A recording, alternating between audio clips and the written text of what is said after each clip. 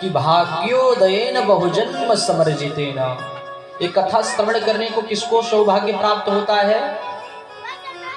जिनके एक जन्म के नहीं, अनंत जन्म जन्मांतर के, कल्प कल्पांतर के और युग युगांतर के, पुण्य पुण्यांतर के, दिग दिगांतर के कई जन्मों के जब पुण्य उदय होते हैं तब क्या प्राप्त होता है? सत्संगमम चलभते पुरुषो यदा वै। क्या प्राप्त होता है मैया? सत्संग करने का सौभाग्य प्राप्त होता है। अच्छा, सत्संग से कुछ फायदा हो तब तो सत्संग करे, क्योंकि कलयुग में इंसान फायदा की पहले बात करता है। तो शास्त्र में वर्णन भी है कि फायदा क्या होगा?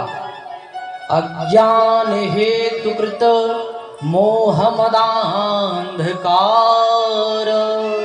जो अज्ञान रूपी बुद्धि है उसका क्या होगा? नाश होगा। और जब उस अज्ञान बुद्धि का नाश होगा तब क्या होगा? नाशं विधाय हि दते दयते विवेकः। नाशं विधाय हि तदो दयते विवेकः। जो गलत बुद्धियां हैं उसका नाश करके विवेक की उत्पत्ति होगी, और उसी विवेक से आप जो चाहें वो कर सकते हैं। तो ये जो कथा आप सब श्रवण कर रहे हैं तो कुछ समय बड़े सावधान होकर के कथा को समझिए, कथा समझ करके जीवन में उतारिए। ये आप सबका अत्यंत जीवन की कृपा है जो आनंद भैया के माध्यम से आप सभी को कथा श्रवण करने को सौभाग्य प्राप्त हो रहा है। कथा को प्रारंभ करने से हम सब एक दो बातों को साझा करते हैं। मुझे पूरा विश्वास है कि आप सब इसमें साथ देंगे।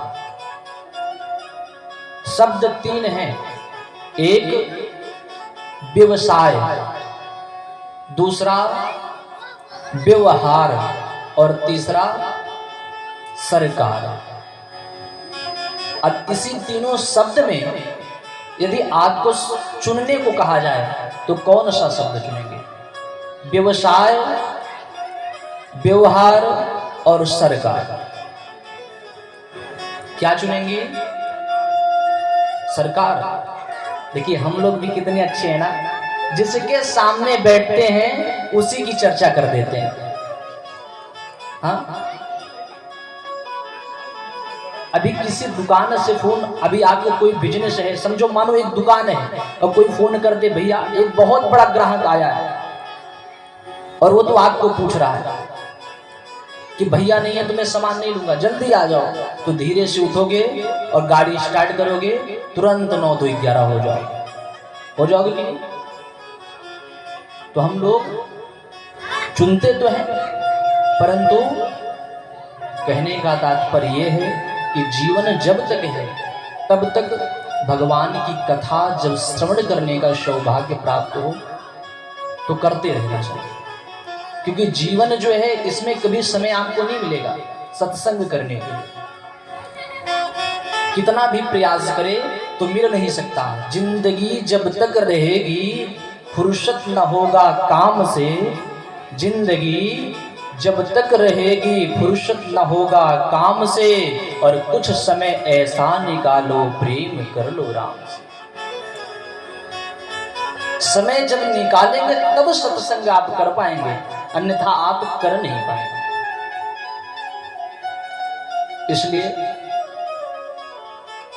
मैं 2 बार तो बोल ही चुका हूं कि अब कथा प्रवेश करने ही चल रहा हूं, तो आप सब बड़े ध्यान से सुनिए, क्योंकि ऐसा न लगे कि हम केवल कथा कर रहे हैं और आप सब इधर उधर करके कथा को एक कान से सुन रहे हैं, एक कान से निकाल दे रहे हैं। तो प्रेम से बोले वृंदावन बिहारी लाल की, सच्चिदानंद रूपाय विश्वोत्पत्त्यादिहेतवे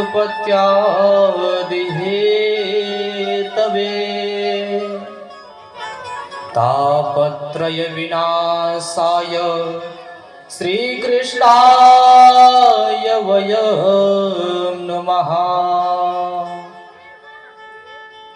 भागवत में 18,000 श्लोक, 335 अध्याय और 12 स्कंद की अद्भुत कथा गाई गई है। जो महात्म के 6 अध्यायों की कथा गाई जाती है वो पद्म पुराण की कथाएं बोली जाती हैं। तो वर्णन क्या करते हैं सूत जी महाराज कि सच्चिदानंद रूपाय विश्वोत्पत्त्यादि हेतवे तापत्रय विनाशाय श्री कृष्णाय वयं नमः। वो भगवान कृष्ण कैसे हैं? सच्चिदानंद रूपाय, वो सत्य को ग्रहण करने वाले हैं।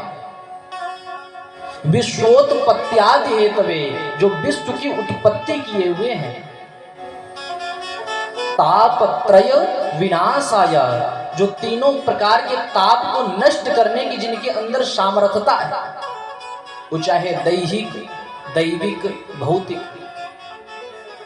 और जो ये सब कर सकते हैं उन्हीं के चरणों में श्री कृष्णाय वयं नमः, उनके चरणों में हम और आप मिल करके प्रणाम करते हैं। जो कथा का प्रारंभ है, कोई भी कथा आप देखिए कभी भी तो सूत और शौनक संवाद से कथा प्रारंभ होती है। तो वही हम सब चलते हैं अपने मन और वाणी को लेकर के। कहां? अरे वहीं चलेंगे। कहां? जहां 18 पुराण की कथा हुई है। वो कौन सी भूमि है मैया? कौन सी भूमि है? नैमिषारण्य। नैमिषारण्य एक ऐसी भूमि है जहां 17 पुराण की कथा हुई है।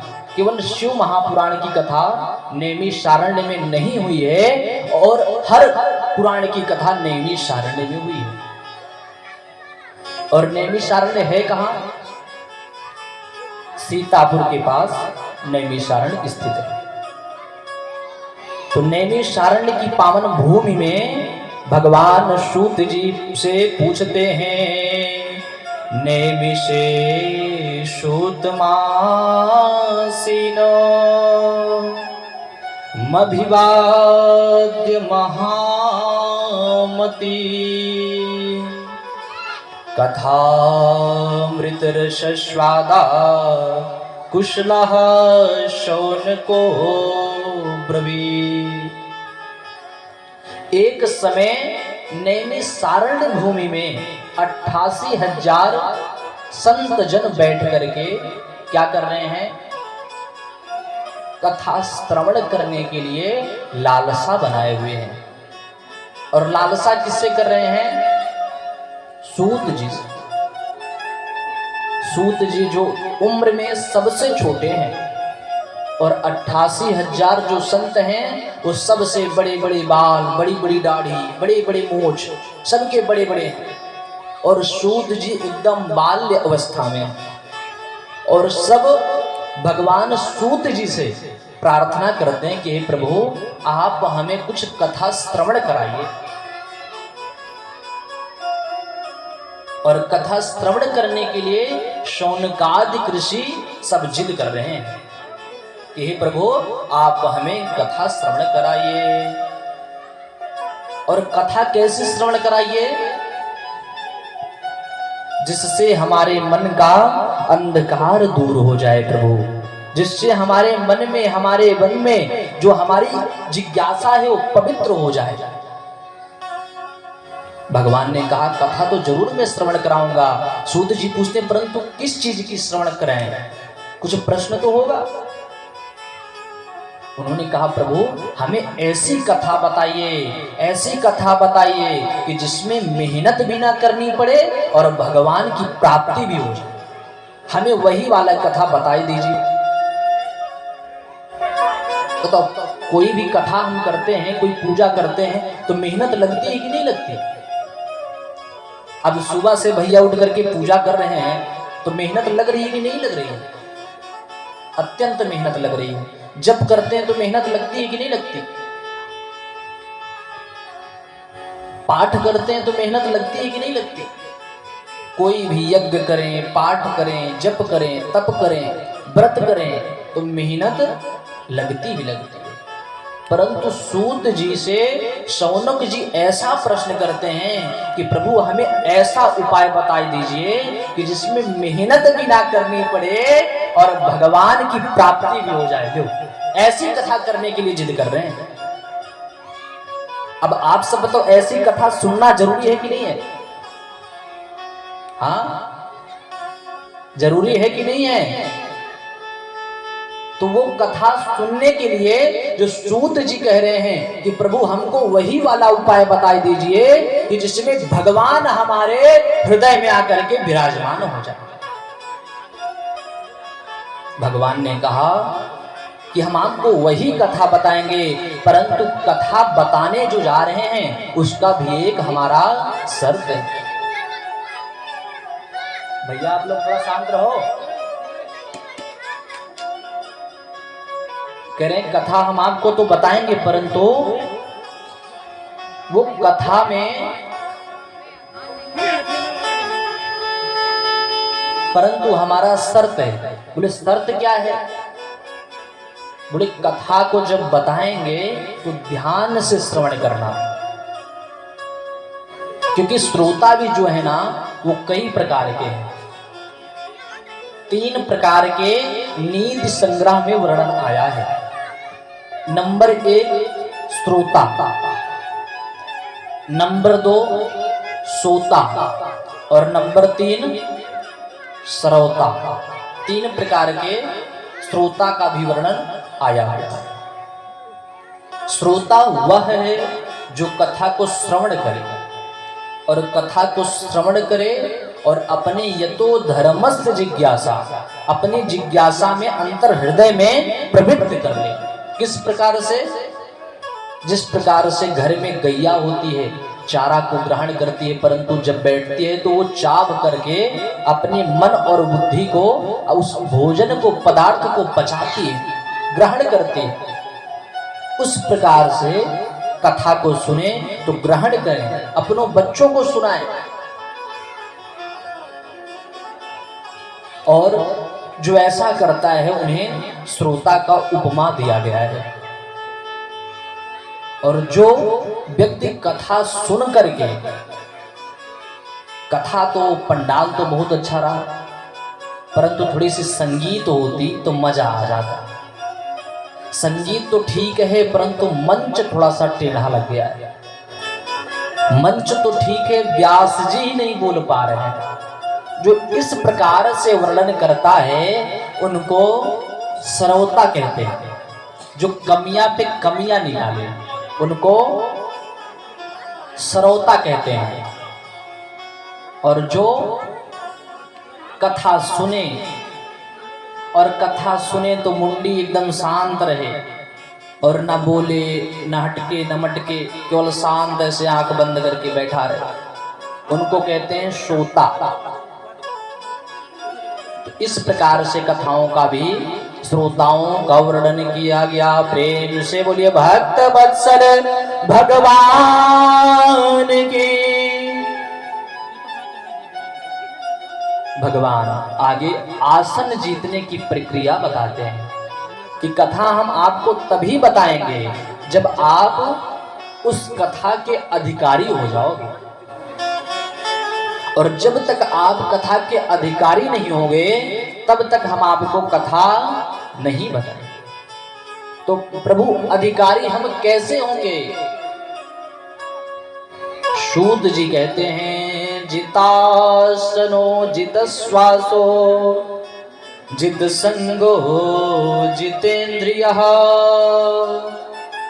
स्थूले भागवतो रूपे मनः संधारये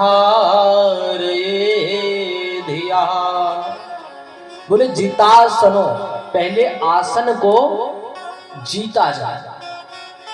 वो किसी भी प्रकार का आसन हो, पद्मासन, कमलासन, परंतु आसन जो हो आपका एक आसन हो।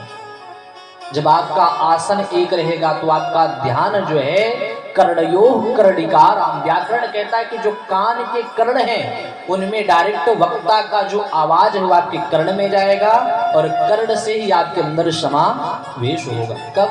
जब आपका आसन बढ़िया होगा। सुखासन है, जिसमें आपको अच्छा लगे, कंफर्टेबल महसूस हो, वही आसन पर बैठो। और अच्छा आसन को जीता फिर क्या करना है? जितासनो जित श्वासो, फिर श्वास को भी जीतना है। जब श्वास को आप जीत लेंगे तब जाकर के आपकी जीवन में वो चाहे प्राणायाम के माध्यम से, मूरक, कुंभक, किसी भी गतिविधियों से, फिर आप क्या करेंगे? आपका एक अभ्यास किसी चीज में बन जाएगा। वो चाहे प्रवचन करने का हो, चाहे आपको किसी गतिविधियों में प्रवेश करने का हो, वो तब प्राप्त होगा जब आपके अंदर श्वास रोकने की क्षमता होगी। और फिर जित संगो जितेंद्रिया, फिर आपको संग को जीतना पड़ेगा। संग को जीतने का मतलब क्या है? जैसे कुछ लोग कथा श्रवण कर रहे हैं परंतु कुछ लोग को लगता होगा जल्दी से खत्म हो, घर पहुंच जाए, तो वो संग में जो भी रह करके उस गतिविधियों को टाल करके भी संग को जीतता रहे, उसी को कहते हैं जिता संगो जितेंद्रिया। और फिर इस स्थूले भागवतो रूपे मना संधार ये लिया, ये समस्त स्थितियों को जो जीत ले उसी को कथा श्रवण करने का अधिकारी बताया गया।